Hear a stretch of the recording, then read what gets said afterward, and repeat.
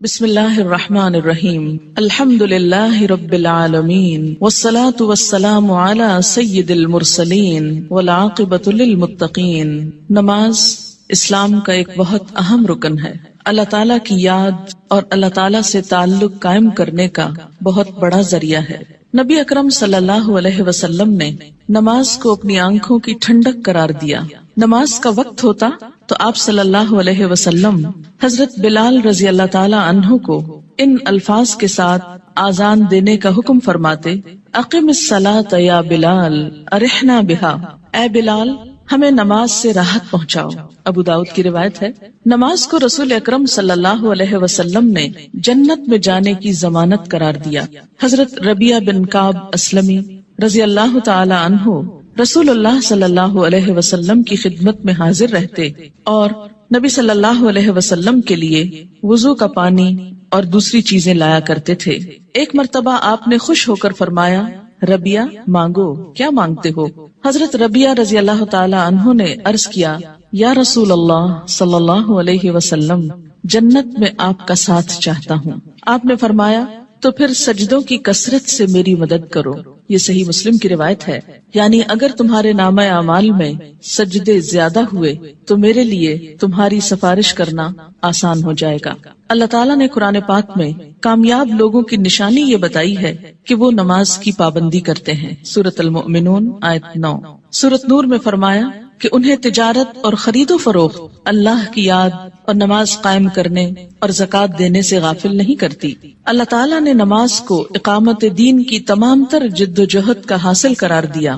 ارشاد باری تعالیٰ ہے: اگر ہم انہیں زمین میں اقتدار بخشیں، یعنی مسلمان زمین میں عروج کو پہنچے، طاقتور ہوں، تو وہ نماز قائم کریں گے، یعنی لوگوں کو اللہ کے آگے جھکائیں گے، زکوٰۃ ادا کریں گے، نیکی کا حکم دیں گے اور برائی سے منع کریں گے۔ یہ ایک اسلامی حکومت کی بنیادی خصوصیات ہیں۔ تکلیف، دکھ اور رنج کے وقت مومن کا یہی سب سے بڑا سہارا ہے۔ ارشاد باری تعالیٰ ہے: اے لوگو جو ایمان لائے ہو، اللہ سے صبر اور نماز کے ساتھ مدد مانگو۔ حضرت ابراہیم علیہ السلام اللہ تعالیٰ کے حکم پر اپنے اہل و عیال کو بیت الحرام کے پاس بے آب و گیاہ جگہ پر لے آئے تو بارگاہ رب العزت میں یہ دعا کی کہ میرے رب مجھے اور میری اولاد کو نماز قائم کرنے والا بنا۔ حضرت اسماعیل علیہ السلام کے جن اوصاف کا ذکر قرآن پاک میں آتا ہے، ان میں سے ایک یہ بھی ہے، وہ اپنے گھر والوں کو نماز اور زکوٰۃ کا حکم دیتے تھے۔ آپ صلی اللہ علیہ وسلم کو بھی اس بات کا حکم دیا گیا کہ آپ اپنے اہل و عیال کو نماز کا حکم دیں اور خود بھی اس کے پابند رہیں۔ قرآن کریم سے ہدایت حاصل کرنے والے خوش نصیب لوگوں کی اللہ تعالیٰ نے جو نشانیاں بتائی ہیں، ان میں سے ایک نشانی یہ بھی ہے کہ وہ نماز قائم کرنے والے لوگ ہیں۔ ذالک الکتاب لا ریب فیہ ھدی للمتقین الذین یؤمنون بالغیب ویقیمون الصلاۃ۔ نماز میں غفلت، کاہلی اور سستی سے کام لینے کو اللہ تعالیٰ نے منافقین کی نشانی بتایا ہے کہ اذا قاموا الی الصلاۃ قاموا کسالی، کہ منافق جب نماز کے لیے اٹھتے ہیں تو سستی کے ساتھ اٹھتے ہیں۔ یراؤن الناس، محض لوگوں کو دکھانے کے لیے۔ ولا یذکرون اللہ الا قلیلا، اور اللہ کو بہت کم ہی یاد کرتے ہیں، یعنی ان کو نمازوں میں بھی خدا یاد نہیں آتا۔ سورۃ ماعون میں اللہ تعالیٰ نے ان نمازیوں کے لیے ہلاکت اور تباہی بتائی جو نماز کے معاملے میں غفلت اور بے پرواہی سے کام لیتے ہیں۔ فویل للمصلین الذین ھم عن صلاتہم ساہون۔ قرآن پاک میں اللہ تعالیٰ نے اقوام کی تباہی اور ہلاکت کا اصل سبب ترک نماز بتایا۔ ارشاد باری تعالیٰ ہے: اللہ کے فرما بردار بندوں کے بعد ایسے نالائق لوگ ان کے جانشین ہوئے جنہوں نے نماز کو ضائع کیا اور دنیا کے مزے اڑانے میں لگ گئے۔ ایسے لوگ عنقریب گمراہی کے انجام سے دوچار ہوں گے، یعنی دنیا میں بھی اس کا نقصان اٹھائیں گے اور آخرت میں بھی خسارے میں مبتلا ہوں گے۔ قیامت کے روز جہنمیوں کا ایک گروہ جہنم میں جانے کا ایک سبب یہ بیان کرے گا کہ لم نک من المصلین، ہم نماز پڑھنے والوں میں سے نہ تھے۔ حالت امن ہو یا حالت خوف، گرمی ہو یا سردی، تندرستی ہو یا بیماری، حتیٰ کہ جہاد و قتال کے موقع پر عین میدان جنگ میں بھی یہ فرض ساقط نہیں ہوتا۔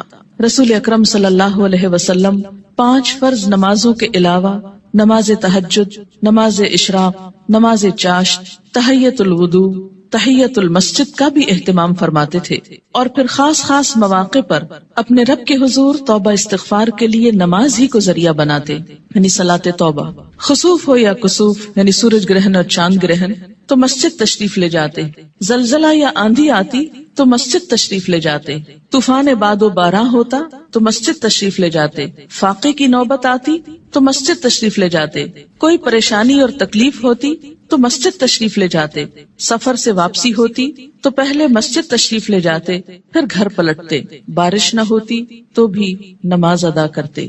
گویا ہر غم، دکھ اور تکلیف کے موقع پر نماز۔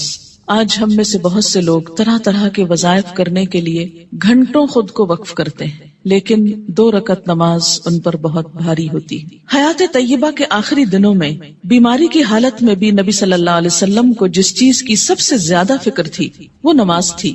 وفات مبارک سے چند یوم قبل تیز بخار کی وجہ سے آپ پر غنودگی کی حالت طاری تھی۔ عشاء کے وقت آنکھ کھلی تو سب سے پہلے یہ سوال کیا، کیا لوگوں نے نماز پڑھ لی ہے؟ یعنی سب سے زیادہ جس بات کی فکر تھی وہ کیا؟ نماز۔ عرض کیا گیا نہیں، آپ ہی کا انتظار ہے۔ سرور عالم صلی اللہ علیہ وسلم نے پھر اٹھنا چاہا تو بے ہوش ہو گئے۔ جب آنکھ کھلی تو زبان مبارک سے پھر وہی الفاظ نکلے، کیا لوگوں نے نماز پڑھ لی ہے؟ عرض کیا گیا نہیں، آپ ہی کا انتظار ہے۔ تیسری مرتبہ اٹھنے کی کوشش میں پھر غشی طاری ہو گئی۔ افاقہ ہونے پر ارشاد فرمایا، ابو بکر نماز پڑھائیں۔ وفات مبارک سے چند لمحے پہلے آپ نے امت کو جو آخری وصیت فرمائی وہ یہ تھی، الصلاۃ الصلاۃ وما ملکت ایمانکم، یعنی مسلمانوں نماز نماز اور اپنے غلاموں کا ہمیشہ خیال رکھنا، یعنی ایک طرف حقوق اللہ اور دوسری طرف حقوق العباد، بندوں میں سے سب سے زیادہ محروم مخلوق غلام۔ نماز بذات خود جتنی اہم ہے، طریقہ نماز بھی اسی قدر اہم ہے۔ نماز کے بارے میں حکم صرف یہی نہیں کہ اسے ادا کرو، بلکہ حکم یہ بھی ہے کہ اس طرح ادا کرو جس طرح مجھے ادا کرتے دیکھتے رہے ہو۔ ایک حدیث مبارک میں کچھ یوں آتا ہے کہ قیامت کے روز حقوق اللہ میں سے سب سے پہلے نماز کا حساب لیا جائے گا۔ جس کی نماز درست طریقے سے پڑھی گئی ہوگی وہ کامیاب و کامران ہوگا، اور جس کی نماز بگاڑی گئی ہوگی وہ ناکام و نامراد ہوگا۔ اس سے کیا پتہ چلتا ہے کہ قیامت کے روز صرف یہی نہیں پوچھا جائے گا کہ نماز پڑھی یا نہیں، بلکہ یہ بھی دیکھا جائے گا کہ کس طریقے سے پڑھی، کیا اس میں ان تمام امور کا لحاظ رکھا گیا جن کی پابندی ضروری تھی، سنت کے مطابق تھی یا نہیں۔ اس سے یہ اندازہ لگانا مشکل نہیں کہ ادائیگی نماز کے ساتھ ادائیگی نماز کا طریقہ بھی بہت ضروری ہے۔ جو مسائل آگے بیان کیے جائیں گے وہ کسی خاص فقہی مسلک کو سامنے رکھ کر نہیں، اور نہ ہی کسی مسلک کو صحیح یا غلط ثابت کرنے کے لیے یہ مجموعہ مرتب کیا گیا ہے، بلکہ پیش نظر صحابہ کرام کا وہ طریقہ ہے جس میں ایک صحابی حضرت حذیفہ رضی اللہ تعالی عنہ نے ایک آدمی کو نماز پڑھتے دیکھا جو رکوع اور سجود پورے نہیں کر رہا تھا۔ جب وہ آدمی نماز سے فارغ ہوا تو حضرت حذیفہ رضی اللہ تعالی عنہ نے اسے بلا کر کہا، تم نے نماز نہیں پڑھی، اور اگر اسی طرح کی نماز پڑھتے پڑھتے مر گئے تو طریقہ اسلام کے خلاف مرو گے۔ یعنی اگر رکوع سجدہ صحیح طور پر ادا نہیں ہوا مکمل طور پر تو وہ نماز پھر نماز نہیں، ایک مذاق ہے نماز کا۔ ایک دوسرے صحابی حضرت عبداللہ بن عباس رضی اللہ تعالی عنہ نے ایک شخص کو نماز عید سے پہلے نفل پڑھتے دیکھا تو اسے منع کیا۔ وہ کہنے لگا، اللہ تعالیٰ مجھے نماز پڑھنے پر عذاب نہیں کرے گا۔ حضرت عبداللہ بن عباس نے فرمایا، اللہ تعالیٰ تجھے سنت رسول صلی اللہ علیہ وسلم کی مخالفت کرنے پر ضرور عذاب دے گا، کیونکہ آپ نے کبھی نماز عید سے پہلے عیدگاہ میں نفل نہیں پڑھے تھے۔ ایسے کاموں سے کیوں اتنی شدت سے روکا گیا؟ کیونکہ اس سے دین بوجھل ہو جاتا ہے۔ اگر ایک شخص ایک رو میں آ کے کرتا ہے، دوسرا اس کو دیکھ کے کل ایک پورا وہ طریقہ بن جائے گا اور لوگ اس کو اپنے لیے لازم قرار دے دیں گے اور بلا وجہ دین کو بھاری کر لیں گے۔ ایک اور صحابی حضرت عمارہ بن رویبہ رضی اللہ تعالی عنہ نے خطبہ جمعہ کے دوران حاکم وقت کو ممبر پر ہاتھ بلند کرتے دیکھا تو کہا، اللہ خراب کرے ان ہاتھوں کو، میں نے رسول اللہ صلی اللہ علیہ وسلم کو دیکھا ہے کہ اس سے زیادہ نہ کرتے تھے۔ یعنی جمعے کے خطبے کا بھی ایک خاص سٹائل ہونا چاہیے، اور اپنی انگشت شہادت سے اشارہ کیا کہ انگلی سے زیادہ آپ خطبے کے دوران ہاتھوں کو نہیں اٹھاتے تھے۔ آج آپ دیکھیے سنت کی جب مخالفت ہوتی ہے تو اس کا نتیجہ کیا نکلا ہے کہ لوگ دین سے ہی بھاگنا شروع ہو گئے، کیونکہ بتانے والوں کا انداز اور سٹائل اور بیٹھنا اور گفتگو کرنا، یہ سب کچھ دین کے یا حق میں جاتا ہے یا خلاف جاتا ہے۔ سنت رسول صلی اللہ علیہ وسلم سے محبت کا یہی جذبہ ہم سب کا مذہب ہے، اور اسی جذبے کے تحت یہ احادیث پیش کی جا رہی ہیں۔ صحابہ کرام کے مذکورہ بالا طرز عمل سے یہ بھی معلوم ہوتا ہے کہ جن مسائل کو ہم فروعی، اختلافی اور غیر اہم سمجھتے ہوئے نظر انداز کر دیتے ہیں، صحابہ کرام کے نزدیک ان کی کتنی اہمیت تھی۔ حقیقت یہ ہے کہ جو شخص رسول اللہ صلی اللہ علیہ وسلم کے اس فرمان مبارک سے آگاہ ہے، من رغب عن سنتی فلیس منی، یعنی جس شخص نے میری سنت اختیار کرنے سے گریز کیا وہ مجھ سے نہیں، وہ کسی بھی سنت کو معمولی اور غیر اہم سمجھ کر نظر انداز کرنے کی جسارت نہیں کر سکتا۔ ہمارے ہاں یہ ٹرینڈ بہت عام ہو گیا ہے کہ جو تو قرآن میں لکھا ہے یا جو فرض کے درجے میں ہے وہ تو ہم کر لیں، اور سنت وہ تو معمولی چیز ہے، کوئی فرض تھوڑی ہے۔ اور ہم نے دیکھا ہے سعودی عرب میں لوگ ایسا نہیں کرتے اور فلاں ملک کے لوگ ایسا نہیں کرتے، تو یاد رکھیے کہ ہمارے لیے نہ سعودی عرب کے لوگ کوئی مثال ہے اور نہ کسی اور ملک کے، ہمارے لیے تو مثال 1400 سال پیچھے جاتی ہے نبی اکرم صلی اللہ علیہ وسلم کی ذات میں۔ سب سے پہلے نماز کے لیے نیت کا درست ہونا ضروری ہے، کیونکہ نیت کے بغیر اگر کوئی شخص وہ تمام ایکشنز کرے جو نماز کے ہوتے ہیں تو اس کی نماز نہ ہوگی۔ کسی بھی عمل کے اجر و ثواب کا دار و مدار نیت پر ہے۔ حضرت عمر بن خطاب رضی اللہ تعالی عنہ کہتے ہیں، میں نے رسول اللہ صلی اللہ علیہ وسلم کو فرماتے ہوئے سنا کہ اعمال کا دار و مدار نیت پر ہے، ہر شخص کو وہی ملے گا جس کی اس نے نیت کی، لہٰذا جس نے دنیا حاصل کرنے کی نیت سے ہجرت کی اسے دنیا ہی ملے گی، جس نے کسی عورت سے نکاح کرنے کی غرض سے ہجرت کی اسے عورت ہی ملے گی، بس مہاجر کی ہجرت کا صلہ وہی ہے جس کے لیے اس نے ہجرت کی۔ یعنی ہجرت جیسا بڑا نیکی کا کام بھی زیادہ فائدہ مند نہیں اگر اللہ کے لیے نہ ہو۔ فتنہ دجال سے بھی بڑا فتنہ دکھاوے کی نماز ہے، دکھاوے کی نماز۔ عن ابی سعید رضی اللہ عنہ قال خرج علینا رسول اللہ صلی اللہ علیہ وسلم ونحن نتذاکر المسیح الدجال فقال الا اخبرکم بما هو اخوف علیکم عندی من المسیح الدجال فقلنا بلا یا رسول اللہ صلی اللہ علیہ وسلم قال الشرک الخفی ان یقوم الرجل فیصلی فیزید صلاته لما یرى من نظر رجل رواہ ابن ماجہ۔ حضرت ابو سعید رضی اللہ عنہ کہتے ہیں کہ ہم مسیح دجال کا ذکر کر رہے تھے، اتنے میں رسول اللہ صلی اللہ علیہ وسلم تشریف لائے اور فرمایا، کیا میں تمہیں دجال کے فتنے سے زیادہ خطرناک بات سے آگاہ نہ کروں؟ ہم نے عرض کیا، ضرور یا رسول اللہ صلی اللہ علیہ وسلم۔ آپ نے فرمایا، شرک خفی یعنی خفیہ شرک جس کو پروناؤنس نہ کیا جائے لیکن وہ دل میں چھپاؤ، یہ دجال سے بھی زیادہ خطرناک ہے، اور وہ یہ ہے کہ ایک آدمی نماز کے لیے کھڑا ہو اور نماز کو اس لیے لمبا کرے کہ کوئی آدمی اسے دیکھ رہا ہے، یعنی تنہائی میں نماز پڑھے تو چھوٹی سی پڑھ لے، کل ہو اللہ پڑھ کے ختم کر دے، اور اگر لوگوں کے بیچ میں پڑھ رہا ہے، لوگوں کے ساتھ پڑھ رہا ہے تو صرف اس لیے لمبی کر دے کہ لوگ دیکھیں گے تو پھر ان کے نزدیک میں بہت نیک کہلاؤں گا۔ اسے شرک بھی کہا گیا، یعنی شرک خفی، اور اسے دجال کے فتنے سے زیادہ بدترین چیز قرار دیا گیا، اور یہ بندوں کو بھی دھوکہ دینا ہے اور اللہ کو بھی۔ منافقین کی ایک صفت ہم نے قرآن پاک میں پڑھی تھی کہ یخادعون اللہ والذین آمنوا، یعنی اپنے ساتھ والوں کو دھوکہ دینے کی بات ہے نا، کہ وہ سمجھیں گے کہ میں اتنا اچھا نمازی ہوں جبکہ ہوں نہیں، تنہائی میں پڑھوں تو کچھ اور پڑھتا ہوں۔ وما یخدعون الا انفسهم، ایسے لوگ محض اپنے آپ ہی کو دھوکہ دیتے۔ تو جیسی ہم اکیلے میں پڑھتے ہیں ویسی اگر سب کے سامنے پڑھ لیں گے تو کوئی ہم کو نہیں مارے گا، ہو سکتا ہے کوئی نوٹس بھی نہ کر رہا ہو ہم کیا کر رہے ہیں، کسی کو اتنی فرصت کہاں کہ وہ سب اپنے کام چھوڑ کے صرف یہ دیکھے کہ اس کی نماز کتنی لمبی اور چھوٹی۔ یہ محض شیطان کا خیال ہوتا ہے جو ہمارے نیک عمل کو بھی برباد کر دیتا ہے۔ دکھاوے کی نماز شرک ہے۔ ان شداد ابن اوس رضی اللہ عنہ قال سمعت رسول اللہ صلی اللہ علیہ وسلم یقول من صلى يرائي فقد اشرك ومن صام يرائي فقد اشرك ومن تصدق يرائي فقد اشرك رواہ احمد۔ حضرت شداد بن اوس رضی اللہ عنہ کہتے ہیں، میں نے رسول اللہ صلی اللہ علیہ وسلم کو فرماتے ہوئے سنا ہے، جس نے دکھاوے کی نماز پڑھی اس نے شرک کیا، جس نے دکھاوے کا روزہ رکھا اس نے شرک کیا، جس نے دکھاوے کا صدقہ کیا اس نے شرک کیا۔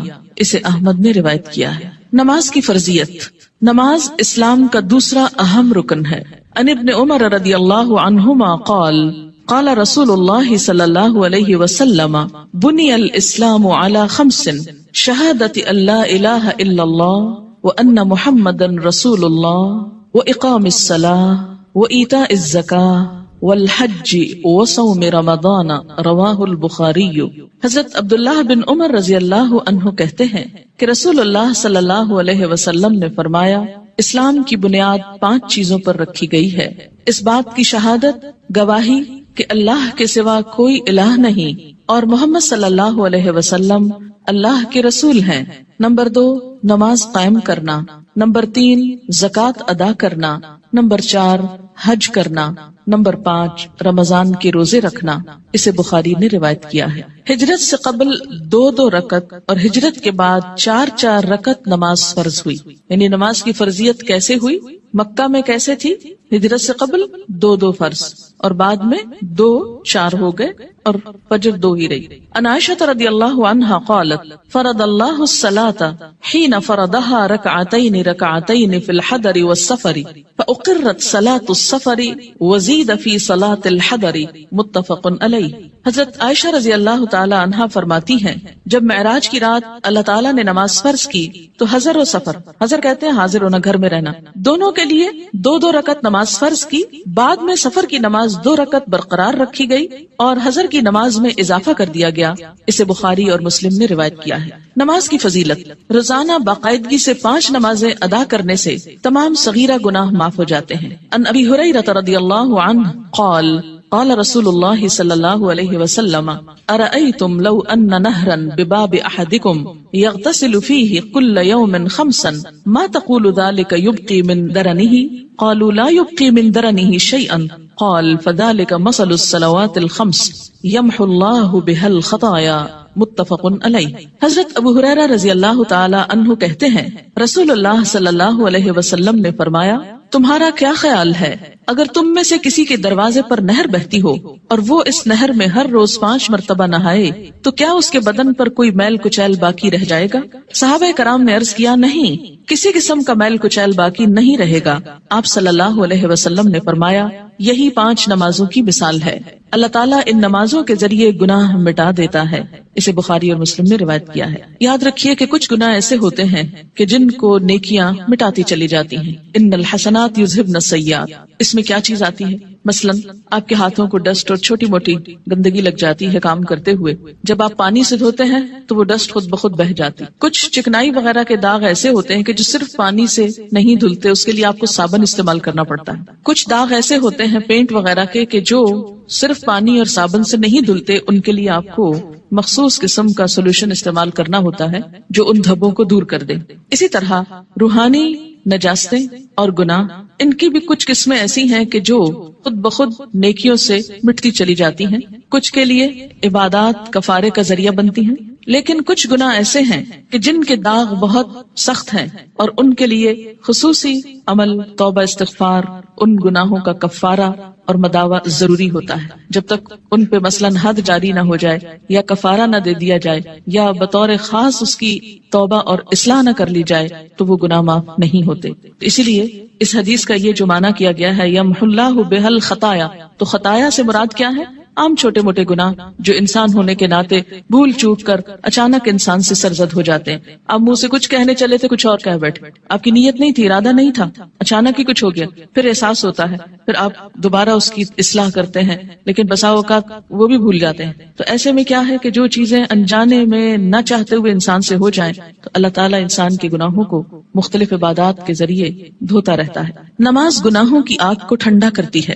ان انس بن مالک رضی اللہ عنہ قال قال رسول اللہ صلی اللہ علیہ وسلم ان للہ ملکا ینادی عند کل صلاة یا بنی آدم قوموا الى نیرانکم التي اوقدتموها فاطفئوها رواہ الطبرانی فی الاوسط۔ حضرت انس بن مالک رضی اللہ تعالی عنہ کہتے ہیں، رسول اللہ صلی اللہ علیہ وسلم نے فرمایا، ہر نماز کے وقت اللہ تعالیٰ کا مقرر کردہ فرشتہ پکارتا ہے، لوگو اٹھو اس آگ کو بجھانے کے لیے جسے تم نے اپنے گناہوں سے جلایا ہے۔ یعنی انسان کے گناہ انسان کے لیے جہنم کی آگ تیار کرتے ہیں، لیکن جب انسان نماز پڑھتا ہے آگ بجھ جاتی۔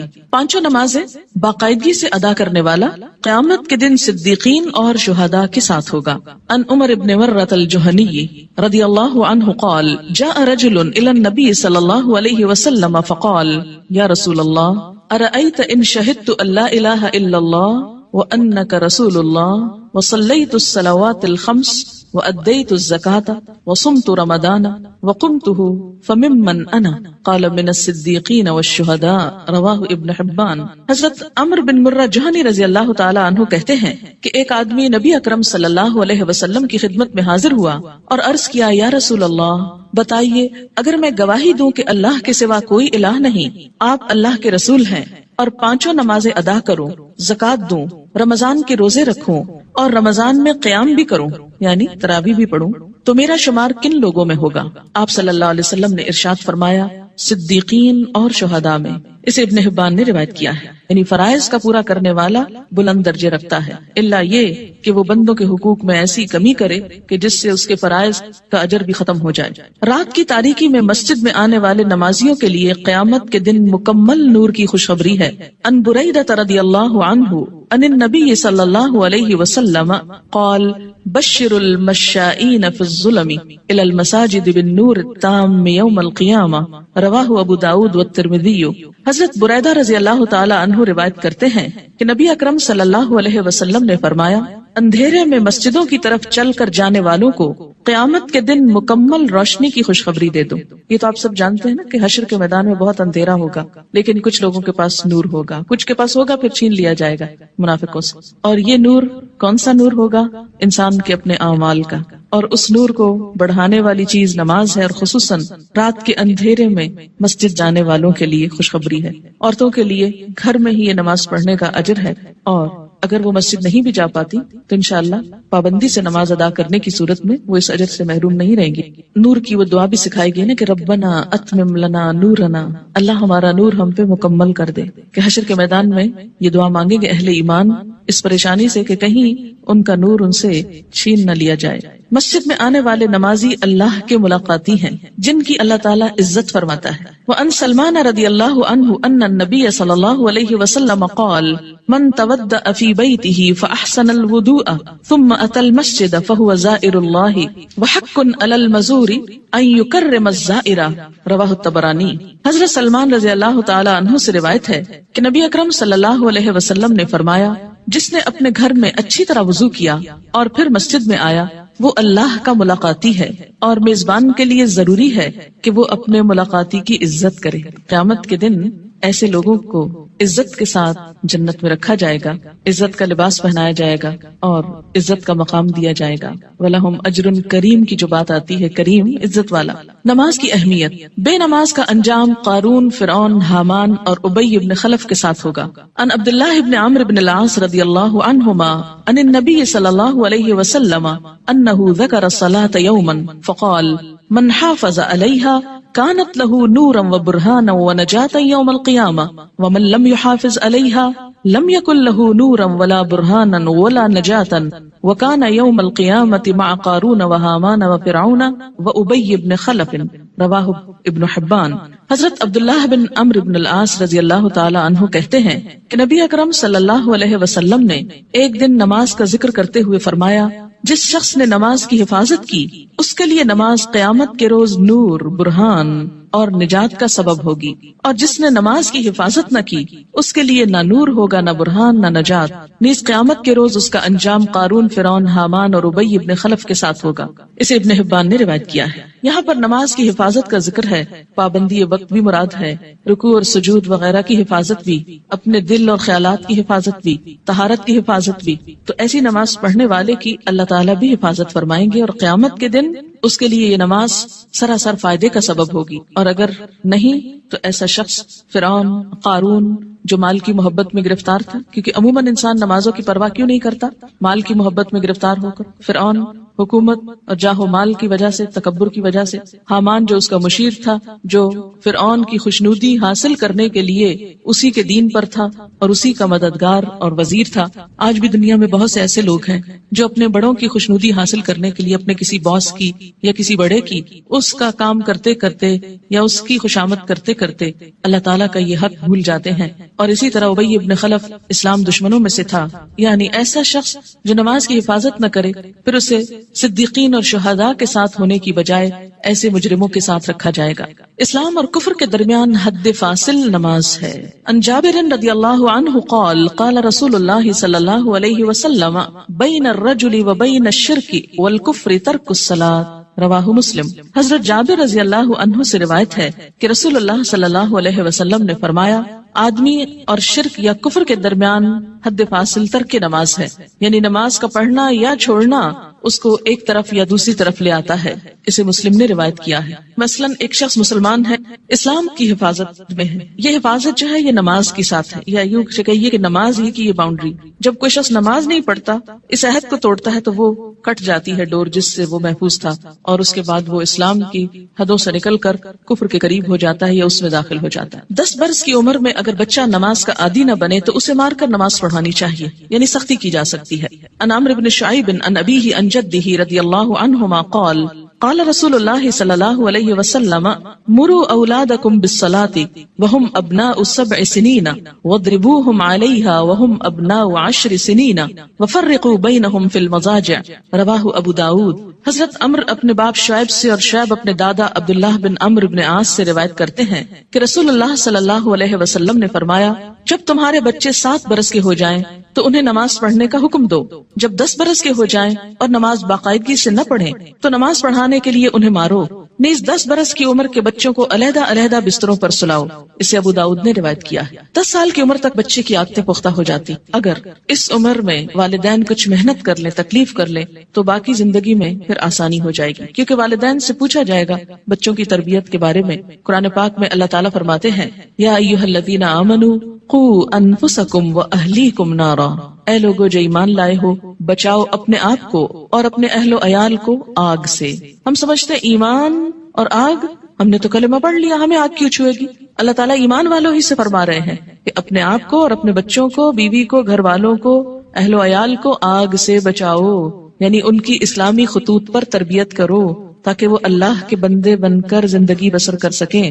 اگر کوئی شخص اس سلسلے میں کوتاہی کرتا ہے تو اس سے پوچھ ہوگی۔ بہرحال یہاں 7 برس کی عمر سے نماز کی ابتدا کا حکم ہے، اس سے پہلے بچوں کو تکلیف نہیں دینی چاہیے۔ اگر خود شوق سے کچھ کرتے ہیں، مثلا ماں نماز پڑھی، ساتھ آ کے سجدے کرتے ہیں، بیٹھ جاتے ہیں، تو ٹھیک ہے، لیکن 7 سال سے پہلے انہیں تکلیف نہیں دینی چاہیے۔ اس میں ضرور کوئی حکمت ہوگی کہ 7 سال ہی، کیونکہ اس وقت تک بچہ اپنے کام بہت سے خود کرنے کا عادی ہو جاتا ہے، اہل ہو جاتا ہے۔ 7 سال کے کم عمر بچے کو مثلا 6 سال میں آپ کو ہاتھ بھی دھلانے ہیں، آپ کو منہ بھی دھلانا ہے، تو ماؤں کے لیے ایک بہت تکلیف ہو جاتی ہے۔ لیکن عام طور پر 7 سال کا بچہ اپنے یہ کام خود کو واش کر سکتا ہے، خود کو صاف کر سکتا ہے، نہا سکتا ہے، وضو کر سکتا ہے، تو 7 سال کی عمر میں ابتدا کی جائے اور 3 سال تک نرمی سے اسے نماز کا عادی بنایا جائے۔ جب 10 سال کا ہو جائے تو پابندی شروع کرا دی جائے، اور اب اگر پابندی نہ کرے تو سختی کی جائے۔ لیکن انشاءاللہ جو 7 سال سے ابتدا کرا دے گا اس کو 10 سال میں سختی کی ضرورت نہیں رہے گی، اور اس میں آپ پھر تدریج سے کام لے سکتے ہیں۔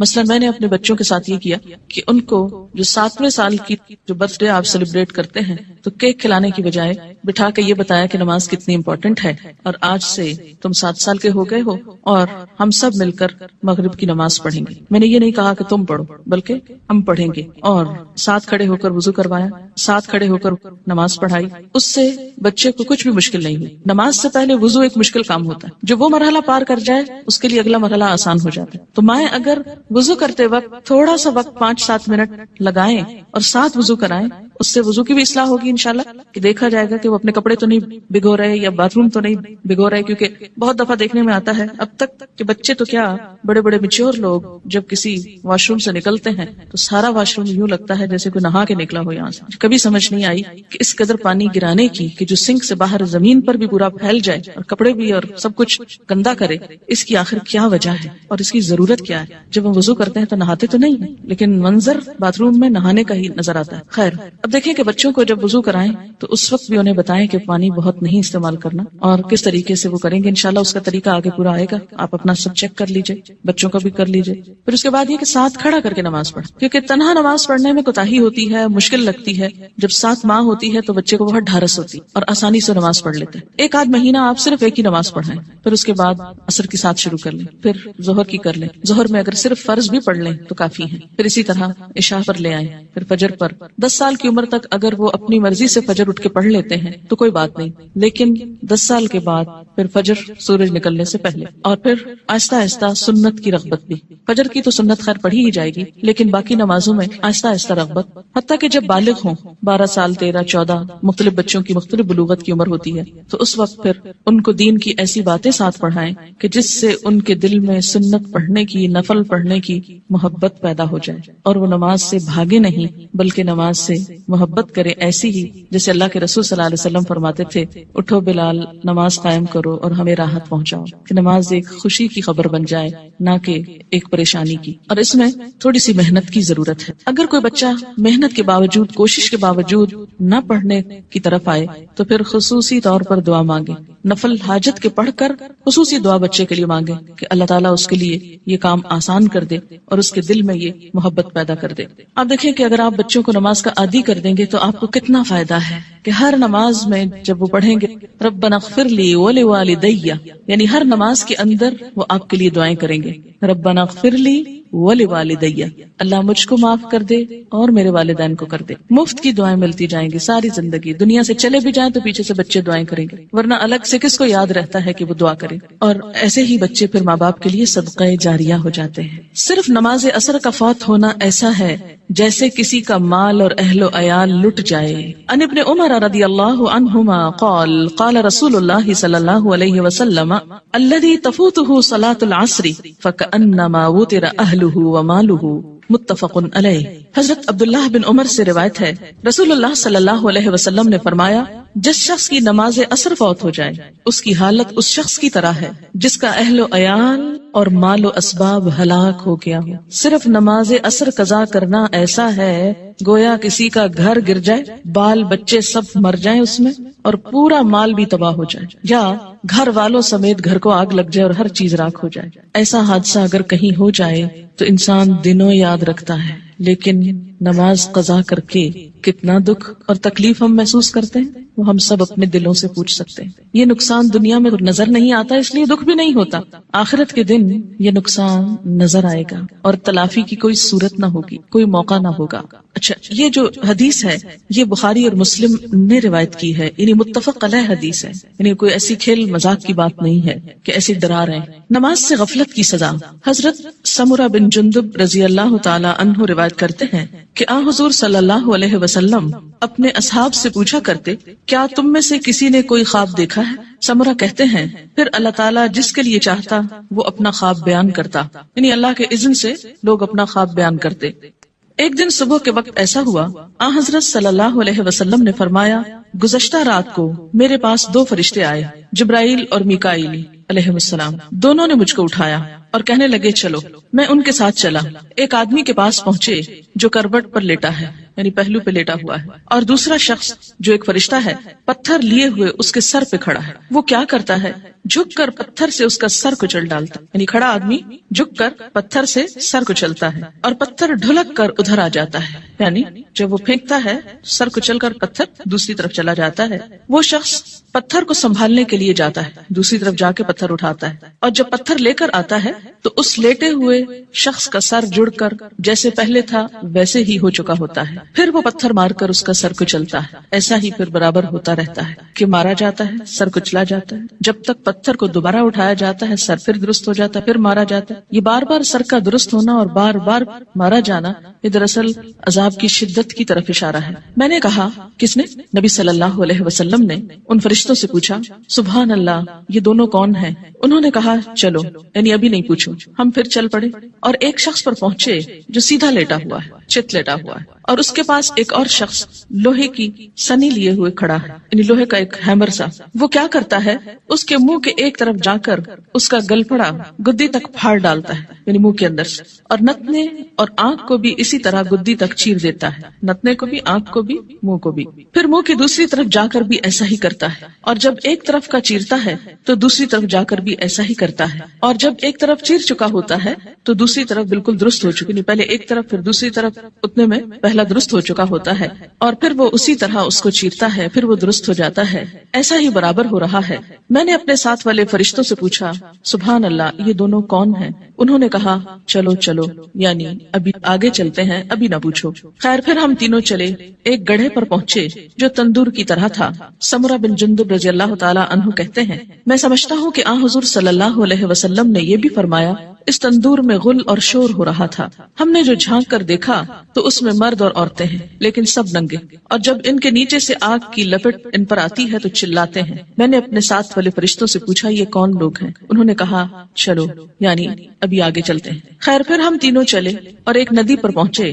سمرہ کہتے ہیں میں سمجھتا ہوں کہ حضرت صلی اللہ علیہ وسلم نے فرمایا اس کا پانی، ندی کا پانی خون کی طرح سرخ تھا اور ایک شخص اس ندی میں تیر رہا تھا۔ ندی کے کنارے ایک اور شخص کھڑا تھا جس نے اپنے سامنے بہت سے پتھر اکٹھے کر رکھے تھے۔ یہ شخص جو ندی میں تیر رہا تھا تیرتے تیرتے اس کنارے والے شخص کے پاس آتا اور اپنا منہ کھول دیتا، وہ اس کے منہ میں ایک پتھر دے دیتا، پھر ندی میں چل دیتا، پھر لوٹ کر آتا تو کنارے والا شخص ایک اور پتھر اس کے منہ میں دے دیتا۔ غرض جب وہ لوٹ کر آتا یہی ہوتا۔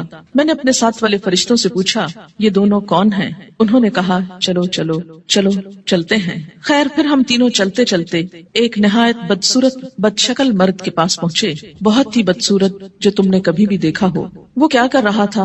آگ سلگا رہا تھا اور اس کے گرد دوڑ رہا تھا۔ میں نے اپنے ساتھ والے فرشتوں سے پوچھا یہ کون ہے؟ انہوں نے کہا چلو چلتے ہیں۔ پھر ہم تینوں چلے، چلتے چلتے ایک بہت گھنے سبز باغیچے پر پہنچے۔ اس میں ہمہ قسم کے پھول تھے، یعنی ہر طرح کے پھول تھے۔ اس کے بیچوں بیچ ایک لمبے قد کا آدمی تھا، اتنا لمبا کہ مجھ کو اس کا سر دیکھنا مشکل ہو گیا، اور اس کے گرد بہت سے لڑکے جمع ہیں۔ اتنے لڑکے میں نے کبھی نہیں دیکھے۔ میں نے اپنے ساتھ والے فرشتوں سے پوچھا یہ لمبا شخص کون ہے اور یہ لڑکے کون ہیں؟ انہوں نے کہا چلو چلتے ہیں، ابھی نہ پوچھو۔ خیر پھر ہم تینوں چلے اور ایک بڑے باغ پر پہنچے۔ ایسا بڑا باغ اور عمدہ باغ میں نے کبھی نہیں دیکھا۔ میرے ساتھ والے فرشتوں نے مجھ سے کہا اس باغ میں ایک درخت تھا، اس پر چڑھ جا۔ ہم تینوں اس پہ چڑھ گئے اور جاتے جاتے ایک شہر پر پہنچے جو سونے چاندی کی اینٹوں سے بنایا گیا تھا۔ ہم نے اس شہر کے دروازے پر آ کر دروازے کو کھلوایا، دروازہ کھولا گیا، ہم اس کے اندر گئے۔ وہاں ہم کو ایسے آدمی ملے کہ ان کا آدھا دھڑ تو نہایت خوبصورت، بہت ہی خوبصورت جو کبھی تم نے دیکھا ہو، اور آدھا بدصورت۔ میرے ساتھ والے فرشتوں نے ان سے کہا جاؤ اس ندی میں گر پڑو، غوطہ لگاؤ۔ وہاں ایک اور ندی دکھائی دی جو چوڑائی میں بہ رہی تھی، اس کا پانی دودھ کی طرح سفید تھا۔ غرض یہ آدمی اس ندی میں کود پڑے، پھر جو لوٹ کر ہمارے پاس آئے تو ان کی بدصورتی جاتی رہی، ان کا پورا جسم خوبصورت ہو گیا۔ اب میرے ساتھ والے فرشتے کہنے لگے یہ شہر جنت العدن ہے، قرآن پاک میں آتا نا جنات عدن، ہمیشہ رہنے والا باغ، ایور گرین، اور یہی تمہارا مقام ہے۔ میری آنکھ جو اوپر اٹھی تو کیا دیکھتا ہوں ایک محل ہے سفید ابر کی طرح، یعنی بادل کی طرح۔ ان فرشتوں نے کہا یہ تمہارا گھر ہے۔ میں نے کہا اللہ تم کو برکت دے، مجھ کو چھوڑو میں اپنے گھر میں جاؤں۔ انہوں نے کہا نہیں، ابھی تم اس گھر میں نہیں جا سکتے، لیکن بعد میں تم اس میں داخل ہوگے۔ میں نے کہا اچھا خیر۔ اس رات کو میں نے جو عجیب عجیب باتیں دیکھی تو ان کی حقیقت بیان کرو۔ انہوں نے کہا ہاں، اب ہم تم سے ان کی حقیقت بیان کرتے ہیں۔ پہلا شخص جو تم نے دیکھا جس کا سر پتھر سے کچلا جا رہا تھا، یہ وہ شخص ہے جس نے قرآن سیکھ کر اس کو چھوڑ دیا تھا۔ فرض نماز کا وقت قضا ہو جاتا اور وہ سویا رہتا، یعنی ایک ہی شخص کے دو عیب تھے۔ نمبر ایک، قرآن سیکھ کر اس کو چھوڑ دیا، یعنی پھر ویسا ہی ہو گیا جیسے اس نے کبھی اس کو پڑھا ہی نہ تھا۔ اور دوسرا قصور، فرض نماز کا وقت قضا ہو جاتا اور وہ سویا رہتا، جیسے فجر کے وقت نہ اٹھنا خاص طور پر۔ وہ شخص جس کے گل پھڑے اور نتنے اور آنکھیں گدی تک چیر رہے تھے، وہ دنیا میں کیا کرتا تھا؟ صبح کو گھر سے نکلتے ہی ایک جھوٹی خبر تراشتا، لوگوں سے کہتا، یعنی پھر بیان کرتا، وہ خبر سارے جہان میں پھیل جاتی۔ یعنی مشغلے کے طور پر کیا اس نے کام اپنا رکھا تھا؟ جھوٹی خبر گھڑنا اور اس کو پھیلا دینا، اور وہ سارے جہان میں پھیل جاتی۔ اور ننگے مرد اور عورت جو تم نے تندور میں دیکھے وہ زنا کرنے والے اور زنا کرنے والیاں ہیں، یعنی وہ مرد اور عورت جن کے ایکسٹرا میرٹل ریلیشنز تھے دنیا میں۔ اور وہ شخص جو ندی میں تیر رہا تھا اس کے منہ میں پتھر دیے جاتے تھے، یہ سود خور ہے۔ اور وہ بدصورت شخص جو آگ سلگا رہا تھا اور اس کے گرد دوڑ رہا تھا، وہ دوزخ کا داروغہ ہے۔ اس کا نام کیا ہے؟ قرآن پاک میں کیا آتا ہے؟ مالک، مالک نامی۔ لمبا شخص جو باغیچے میں ملا تھا وہ ابراہیم علیہ السلام پیغمبر ہیں۔ ان کے گرد وہ لوگ ہیں جو اسلام کی فطرت پر مرے، یعنی توحید پر۔ سمرہ کہتے ہیں بعض مسلمانوں نے آپ صلی اللہ علیہ وسلم سے عرض کیا یا رسول اللہ صلی اللہ علیہ وسلم، اور مشرکوں کے بچے جو نابالغ مرتے ہیں وہ بھی ان میں داخل ہیں؟ آپ نے فرمایا ہاں مشرکوں کے بچے بھی، کیونکہ ہر بچہ فطرت پر پیدا ہوتا ہے جب تک اس کا شعور اپنا نہیں جاگ جاتا۔ اب رہے وہ لوگ جن کا آدھا دھڑ خوبصورت تھا آدھا دھڑ بدصورت، یہ وہ لوگ تھے جنہوں نے دنیا میں اچھے اور برے سب طرح کے کام کیے، یعنی کچھ کام ان کے اچھے تھے اور کچھ کام ان کے برے تھے، آدھے خوبصورت آدھے بدصورت۔ جب اس طرح ان کی پہچان ہو جائے گی تو پھر ایک وقت آئے گا کہ ان کو نہلا کر درست کر دیا جائے گا، کیونکہ جنت میں رہنے والا کوئی شخص پھر ہمیشہ کے لیے بدصورت نہیں ہوگا۔ اب دیکھیں کہ دنیا میں اگر کسی کا ناک اس کی پسند کا نہ ہو، یا چہرے پہ داغ ہو، یا کچھ بھی ہو، یا اگر پاؤں خوبصورت نہ ہو، تو کس قدر شرمندگی محسوس کرتا رہتا ہے، احساس کمتری میں مبتلا ہو جاتا ہے۔ جنت میں اگر کچھ عرصہ بھی ایسا لوگوں کے بیچ میں رہنا پڑے کہ آدھا دھڑ خوبصورت ہو اور آدھا بدصورت ہو، تو کس قدر شرمندگی کی بات ہے۔ اس لیے انسان کے جتنے بھی اعمال ایسے ہوں جو بدصورت کرنے والے ہوں، اس کو ان کو چھوڑ کر خوبصورت کی طرف پلٹنے کی ضرورت ہے۔ بخاری کی یہ روایت ہے، طویل روایت، جس کا ایک حصہ فرض نماز کے بارے میں ہے۔ یاد رکھیے انبیاء علیہ السلام کی خواب وحی کا ایک ذریعہ ہوتا ہے، اور یہ خواب آپ صحابہ کے بیچ میں بیان کر رہے ہیں اور سکھانے کا ایک طریقہ ہے۔ انبیاء علیہ السلام کو وحی بسا اوقات خواب میں بھی آتی۔ حضرت عائشہ رضی اللہ تعالیٰ عنہا کا بیان ہے کہ نبی صلی اللہ علیہ وسلم پر وحی آنے کی ابتدا ہی سچے خوابوں سے ہوئی تھی۔ انبیاء علیہ السلام کے خواب بھی سچے ہوتے ہیں، اور خواب میں بھی جو سین ان کو دکھائے جاتے ہیں، جو باتیں ان کو دکھائی جاتی ہیں، وہ بالکل سچ ہوتی ہیں، حقیقت۔ تو یہاں پر آپ صلی اللہ علیہ وسلم کو بذریعہ خواب دکھایا گیا کہ ایک شخص ہے جس کا سر پتھر سے کچلا جا رہا ہے اور پھر ٹھیک ہو جاتا ہے۔ اور پھر اب آپ دیکھیے کہ جو شخص قرآن یاد کر کے بھلا دیتا ہے، ایک تو حافظ کا انجام بتایا گیا۔ میں آپ لوگوں کو یہ نصیحت کروں گی کہ جب تک بچوں کا اپنا رجحان نہ ہو، اپنا شوق نہ ہو، خدا کے لیے ان کو حفظ نہ کرائیں۔ کیوں؟ اس لیے کہ وہ ماں باپ کے کہنے میں آ کے کر تو لیتے ہیں لیکن بعد میں اس کی حفاظت نہیں کرتے۔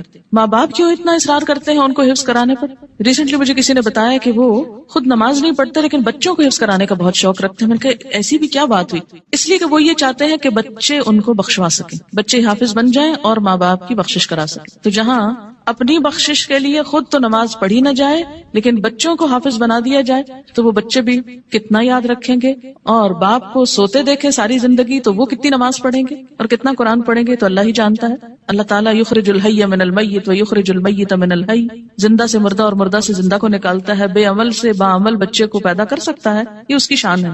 لیکن ہم اپنی کوششوں کو بھی دیکھیں کہ ہم کیا کر رہے ہیں، اور اس میں فرض نماز پڑھے بغیر سو جانا میں فجر کی نماز بھی ہو سکتی ہے اور عشاء بھی ہو سکتی ہے، یا پھر ظہر پڑھے بغیر سو جانا، یا پھر عصر کے لیے اٹھنا ہی نہیں، سوئے چلے جانا۔ نماز فجر اور عشاء کے لیے مسجد میں نہ آنا نفاق کی علامت ہے۔ باجماعت نماز نہ پڑھنے والے لوگوں کے گھروں کو رسول اکرم صلی اللہ علیہ وسلم نے جلانے کا ارادہ فرمایا۔ عن ابی ہریرہ رضی اللہ عنہ قال قال رسول اللہ صلی اللہ علیہ وسلم لیس صلاة اسقل علی المنافقین من الفجر والعشاء ولو يعلمون ما فيهما لآتوهما ولو حبوا لقد هممت ان آمر المؤذن فيقيم ثم آمر رجلا يؤم الناس ثم آخذ شعلا من نار فأحرق على من لا يخرج الى الصلاة بعد، متفق علیہ۔ حضرت ابو ہریرہ رضی اللہ تعالی عنہ کہتے ہیں کہ رسول اللہ صلی اللہ علیہ وسلم نے فرمایا منافقوں پر فجر اور عشاء کی نماز سے زیادہ بھاری کوئی نماز نہیں ہے۔ اگر انہیں پتہ چل جائے کہ دونوں نمازوں کا ثواب کتنا زیادہ ہے تو ان دونوں نمازوں میں ضرور آتے، خواہ گھٹنوں کے بل ہی آنا پڑتا، چل نہ سکتے تو رینگ کر آتے، جیسے بچے رینگتے ہیں، کرال کرتے ہیں، کرال کرتے ہوئے آتے۔ میں نے ارادہ کیا کہ مؤذن کو حکم دوں وہ اقامت کہے، پھر ایک آدمی کو حکم دوں کہ وہ لوگوں کی امامت کرائے، اور خود آگ کا ایک شعلہ لے کر ان لوگوں کے گھروں کو جلا دوں جو اس اذان اور اقامت کے بعد نماز کے لیے نہیں نکلتے۔ اسے بخاری اور مسلم نے روایت کیا ہے۔ خلاف سنت ادا کی گئی نماز قیامت کے روز ناکامی اور نامرادی کا باعث ہوگی۔ قیامت کے روز حقوق اللہ میں سب سے پہلے نماز کا حساب ہوگا۔ عن ابی ہریرہ رضی اللہ عنہ قال قال رسول اللہ صلی اللہ علیہ وسلم ان اول ما يحاسب به العبد يوم القيامة من عمله صلاته فإن صلحت فقد أفلح وأنجح وإن فسدت فقد خاب وخسر فإن انتقص من فريضته شيء قال الرب تبارك وتعالى انظروا هل لأبدي من تطوع فيكمل بها من انتقص من الفريضة ثم يكون سائر عمله على ذلك رواه الترمذي۔ حضرت ابو ہریرہ رضی اللہ تعالی عنہ کہتے ہیں رسول اللہ صلی اللہ علیہ وسلم نے ارشاد فرمایا قیامت کے روز بندے سے سب سے پہلے جس چیز کا حساب لیا جائے گا وہ اس کی نماز ہے. اگر نماز درست ہوئی تو بندہ کامیاب و کامران ہوگا. درست ہوئی یعنی صحیح طریقے پر ہوئی مراد سنت کے مطابق. اور اگر نماز خراب ہوئی تو ناکام و نامراد ہوگا. خراب نماز سے مراد کیا؟ پڑھی تو لیکن اس کے جو آداب تھے ان کا لحاظ نہیں رکھا. اس میں طہارت، قبلے کا رخ ہونا، لباس کا درست ہونا، یہ ساری چیزیں آ جاتی. اگر بندے کے فرائض میں کچھ کوتاہی ہو گئی تو اللہ تعالیٰ فرمائیں گے میرے بندے کے نامہ اعمال میں دیکھو کوئی نفل عبادت ہے. یعنی اگر فرض نماز کم ہو گئی تو کہاں سے پوری کی جائے گی؟ نفل سے. اگر فرض زکوٰۃ میں کوئی کمی ہو گئی تو نفل صدقات سے. اسی طرح باقی عبادات میں بھی.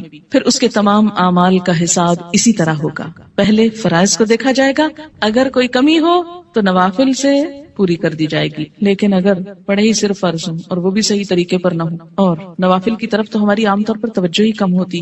ہم میں سے کتنے نفل روزے رکھتے ہیں، کتنے نفلی صدقہ کرتے ہیں، کتنے نفل نماز پڑھتے ہیں، کتنے نفلی حج کرتے ہیں. نفل تو ایکسٹرا کے معنوں میں ہے، لیکن چلے اگر کم بھی ہے کچھ تو اس کو صحیح طریقے پر تو ادا کیا جائے تاکہ وہ قیامت کے دن نجات کا سبب بنے. وآخر دعوانا ان الحمد للہ رب العالمین.